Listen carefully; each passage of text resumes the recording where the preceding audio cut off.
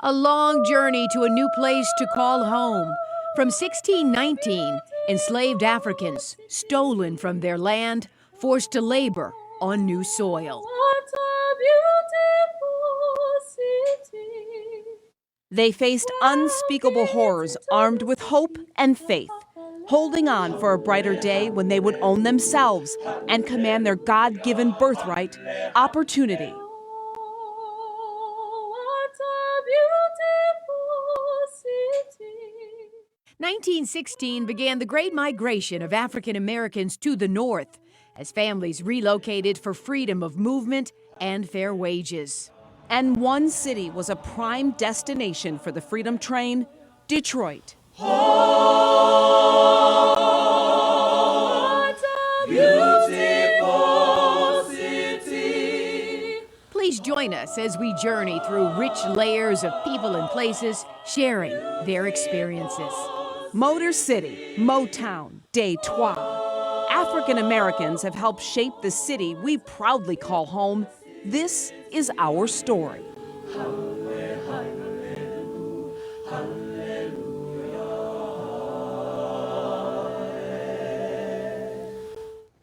What a beautiful city indeed. Good evening to you, and thank you so much for joining us for our 7 Action News Black History Month special. I'm Carolyn Clifford. And I'm Glenda Lewis, and tonight we take an in-depth look at the many pieces that make up the culture of African Americans. We begin with the role Detroit played in the success of the Underground Railroad. The Motor City was the doorway to freedom by way of the Detroit River. It was given the code name Midnight by underground conductors. Here is our very own Kimberly Craig with the story of how freedom came through the doors of the church for so many people. They got an opportunity to rest, to get clean clothes, to be fed, to be prayed over. The First Congregational Church is now located in Midtown, and on the lower level, they have recreated the Underground Railroad for people to experience the quest for freedom, led by Reginald Wheeler in the role of a conductor, not for actual trains, but for the network of secret routes and safe churches and homes that made up the Underground Railroad. That be Bo. Come on, granny home, y'all. Come on in, y'all. They begin at a plantation where people had to leave loved ones behind. I'm going to pray for you children to get to freedom. There were very, very few, if any, tunnels where people actually went underground for any length of time. Welcome. And I know that you are on your way to freedom, and we will do all we can.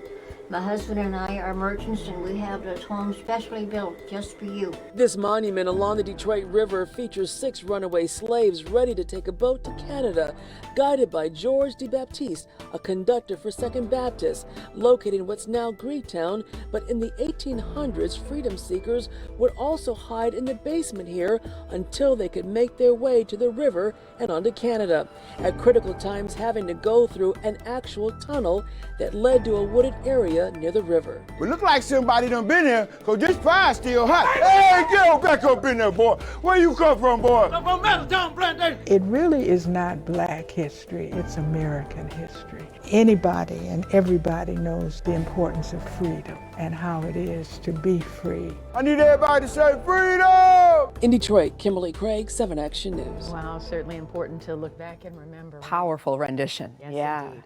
Well, now to an organization that has supported the people of Detroit for 50 years. We're talking about the Black United Fund of Michigan Incorporated. And tonight we want to highlight all the work they've done all across our great city. 7 Action News reporter Andrea Isom shows us more. I am so proud, humbled actually, to share the journey of the Black United Fund of Michigan, BUF, which is so strongly rooted in the history, the present, and the future of Detroit. Kenneth Donaldson is its president and CEO. We started helping organizations 50 years ago when doors were being closed in their face. Closed in the faces of folks who were trying to find funding to create organizations, opportunities to support and encourage the growth in others. Some of them you know, like the Charles H. Wright Museum of African American History 25 years ago. And look at Jackets for Jobs, which is now celebrating 20 years. And the one and only Detroit Youth Choir. Our talented kids have now been seen around the world in every aspect of their lives, which is Buff's new mission, helping to mold young minds. So, for the amazing, awesome 50 years of giving, and for so many more to come, we celebrate and salute you. Andrea Isom, 7 Action News. Buff, certainly powerful, and that report certainly informative. Again, that was our own Andrea Isom with that story. And when we come back, a look at the Divine Nine. How Black Greek life became a pillar in the African American community and our culture, and still creates change to this day. Don't go anywhere. You're watching our 7 Action News Black History Month special. They are collectively called the Divine Nine, the 9 historically Black Greek letter organizations. Together, they form the National Pan-Hellenic Council. Most people know Black Greek life is a major part of African American culture. Some join as students on their college campus, but other members join alumni chapters later in life. Just a few of the mottos they live by are: servants of all friendship is essential to the soul. Intelligence is the torch of wisdom. Building a tradition, not resting upon one. Greater service, greater progress, and achievement in every field of human endeavor. That last one is the motto of my husband, Gregory Goss's fraternity, Kappa Alpha Psi. The Greek organization started back in 1911 at Howard University. My husband is a graduate of the University of Michigan and became a member of the graduate chapter. He also carries that motto of achievement in every field of human endeavor in his role as a 33rd degree Mason. And he also serves as a member of the Gamma Rho Boule. Glenda, over to you. Well, we say ski-yo to Greg. I'm a member of Alpha Kappa Alpha Sorority Incorporated, the first sorority of the Divine Nine. And here with me today to talk more about the role that we all play in community building is my soror and former Great Lakes Regional Director, Phyllis E. Robinson. Soror Phyllis, we welcome you. Thank you. Well, we know the history that is behind why our organizations got started, so that we could have a sisterhood and brotherhood, in addition to the Caucasian sororities and fraternities that we saw. But they're still so important today. Can you tell us why? They're important today because there are healthcare needs that our community has. There are needs as far as education, and we make sure that they get the proper education. We give scholarships, and we help save our HBCUs. Beautiful. And all around, just get in and help the community. I mean, through food drives, through giving. Absolutely. Because community service is the background of all of our organizations. Yes. And one of the things that we have found, the HBCUs are underfunded, and now they are getting lots of help from Alpha Kappa Alpha as well as other Greek organizations. But we raised $1 million in one day in 2018. And $1 million in one day in 2019. So we're giving our money to help support those colleges. And we appreciate the healthcare initiative and all of the things that you do in the community. We thank you so much, Soror Phyllis, for joining us. We have a treat for you, another side of Greek life. The bonding is done through performances in unison that exemplify each organization's brand while evoking our African roots. So please welcome the members of Delta Sigma Theta Sorority Incorporated, which boasts 7 members in Congress. That includes our own Brenda Lawrence. And here to represent that aspect of Greek life, the devastating divas of DST. 1, 9, 1, 3. No doubt about it, we're Delta. Sorors, no doubt about it, we're Delta. Sorors, we got class. Do-do-do. Do-do, we got soul. Do-do-do. Do-do, and we're black. Do-do-do. Do-do, keep it together from our head to our toes. No doubt about it, we're Delta. Sorors, no doubt about it, we're Delta. Sorors, we got class. Do-do-do. Do-do, we got soul. Do-do-do. Do-do, and we're black. Do-do-do. Do-do, keep it together from our head to our toes. D-S-T, step.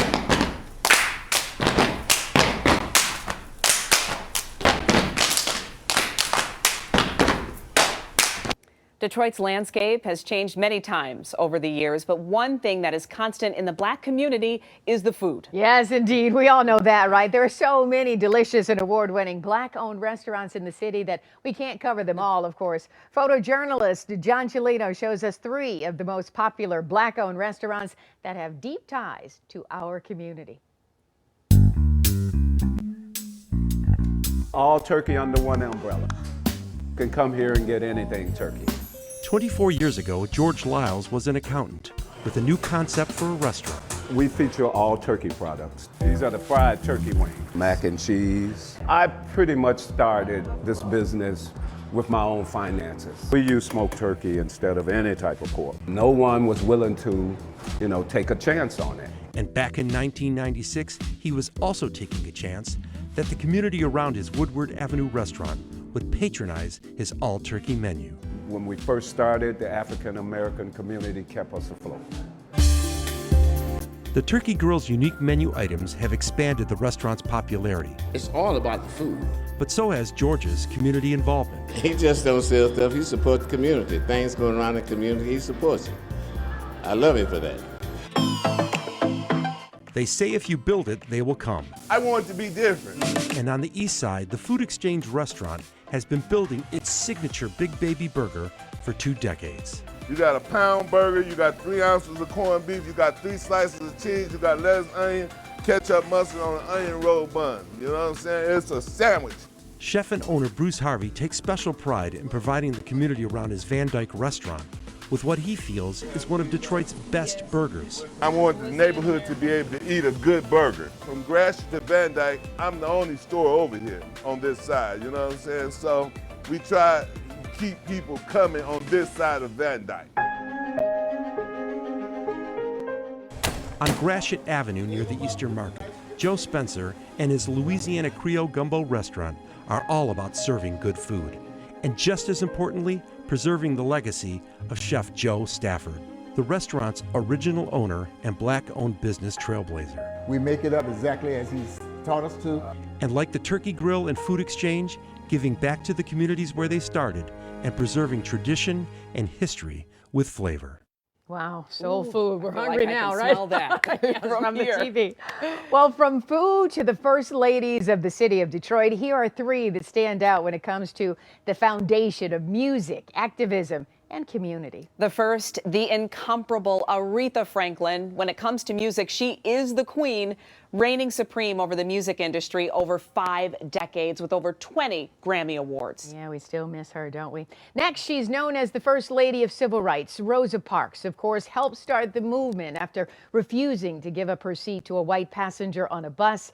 She later moved to Detroit, where she continued to impact our community. And finally, a true pillar of the community, a vessel for so many throughout Metro Detroit. There's my mom, 7 Action News anchor Diana Lewis. She's been a groundbreaker in television news for over 50 years and retired from here at Broadcast House in 2012. And she's now featured in the Oprah exhibit at the Smithsonian. Yeah, proud moment for your entire family. It right? sure is, Yes. still is. Thank you so much. Blessing for sure. When we come back, we take a look at the musical contributions of African Americans. And a special performance of the Negro National Anthem. You're watching the 7 Action News Black History Month special. A sound inspired by Motown. It's no secret that some of the best music of our lifetime came from right here in the 313. But it's also woven through the music we hear today. Melodies, lyrics, and tones being passed down through the generations. Artists are known for taking influence from the icons, but sometimes that influence is much more direct.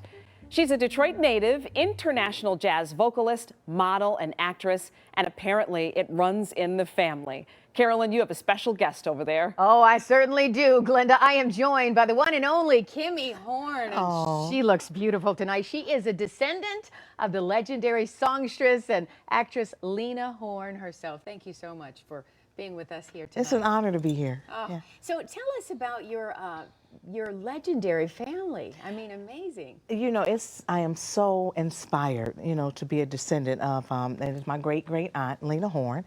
She's from my dad's side, along with my uncle, Cleveland Horne, which was from one of the major groups, Fantastic Four, from one of the Motown eras. And we used to always, him and I used to always sing jazz songs and some of Lena Horne's songs and talk about our legacy. So yes, and there she is, the beautiful Lena She Horne. really is. Yes, talk about the music. I know I've seen you sing jazz so many times all over the Motor City. I know my youngest fell in love with you at 2, seeing Kimmy on stage. Yes. So tell me a little bit about the music and how it's changed for you. You know, for me, the music really changed when I used to sing at Floods, downtown Detroit.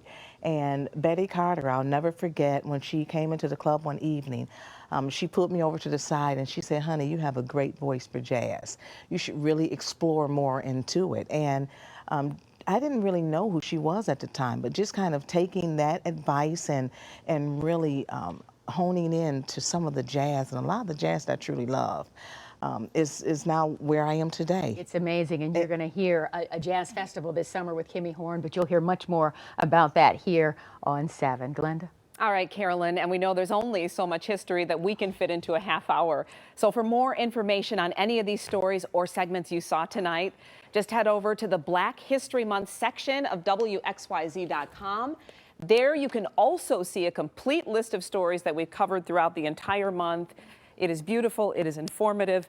Carolyn. It's certainly been amazing, Glenda, and we certainly hope you've enjoyed this glimpse into Black life and culture, and tonight's stories are just a part of what makes up the African American experience. There are many more contributions that extend well beyond our great city of Detroit. Yes, now Take Us Home, a song that serves as a call to action, written in 1899 by poet and school principal James Weldon. The Negro National Anthem, titled Lift Every Voice and Sing, the incredible Kimmy Horne. On behalf of everyone here at Channel 7, thank you for joining us for our 7 Action News Black History Month special. Take it away, Kimmy. Lift every voice and sing till earth and heaven ring, ring with the heart